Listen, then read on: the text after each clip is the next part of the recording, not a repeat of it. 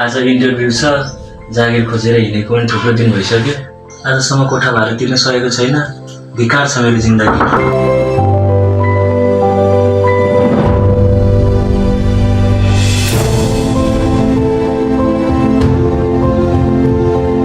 कागज त छ, तर केही काम छैन। डिग्री बोकेर बाँच्न सकिन जस्तो लागेन।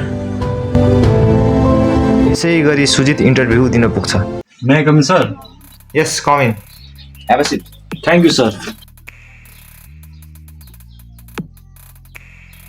आफ्नो परिचय दिन। मेरो नाम सुजित तामाङ हो र म सिन्धुलीबाट हो र मैले त्रिभुवन युनिभर्सिटीबाट डिग्री कम्प्लिट गरेको हो। तपाईँ किन यो जागिरमा रुचि राख्नुहुन्छ? मलाई जागिरको खाँचो छ, म त्यही भएर यहाँ आएँ। पढाइ त डिग्री गर्नुभएको रहेछ, तपाईँ आफ्नो अनुभव सुनाउनुहोस्। सर, अनुभव त छैन, तर एकचोटि विश्वास गरी हेर्नुहोस्, म इमान्दार साथ काम गर्नेछु। तपाईँसँग के अनुभव छैन, पछि कम्पनीमा के भयो भने तपाईँको इमान्दारीले काम गर्छ? हुनु त हो, तर मलाई एकचोटि मौका दिए हेर्नुहोस्, म राम्रो गर्नेछु। तपाईँसँग के अनुभव नै छैन, पछि कम्पनीमा के भयो भने मलाई अझ सम्झ। Thank you sir.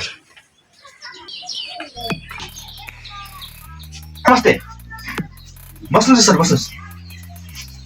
लौड सर, हाम्रो केटालाई कामलाई दिनु पऱ्यो। बरु कति खर्च लाग्छ म हेर्छु। हामी अहिलेसम्म हजुरकै सहयोग मात्र बाँचिरहेको छौँ। भनेपछि केटीको जागिर पक्का भयो। कहिलेबाट काम पठाउनु त? भोलि 7 बजीदेखि पठाउनु न। हवस् त।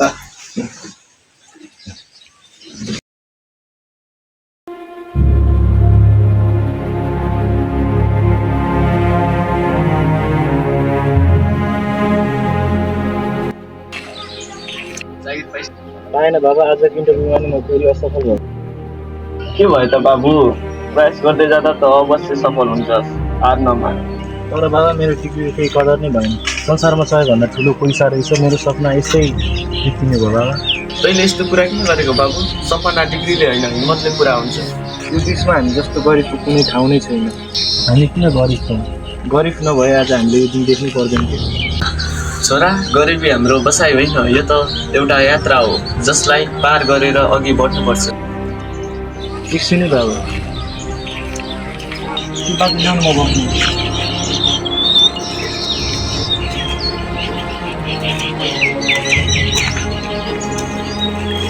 बाबु, त जस्तो मान्छे कहाँ भेटिन्छ र? भगवान्ले तेरो भलो गरून्। भगवान्को भन्दा सबैको आशीर्वाद ठुलो हो। यसै गरी सुजित आफ्नो घर निराश भएर पुग्छ। अहिले देशको विभिन्न ठाउँमा भ्रष्टाचार भइरहेको छ। घुस लिने र घुस दिने दुवै राज्यको शत्रु हुन्। आजदेखि नै भ्रष्टाचार बन्द गरौँ र हामी हाम्रो राष्ट्रको निर्माण गरौँ।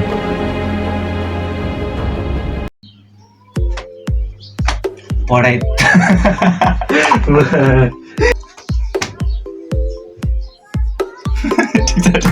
रागा न हो, त्यति रागा अनुभव त छैन। आज मलाई भएन, म भन्दा भोलि 7 बजीदेखि पठाउनु न। हवस् त।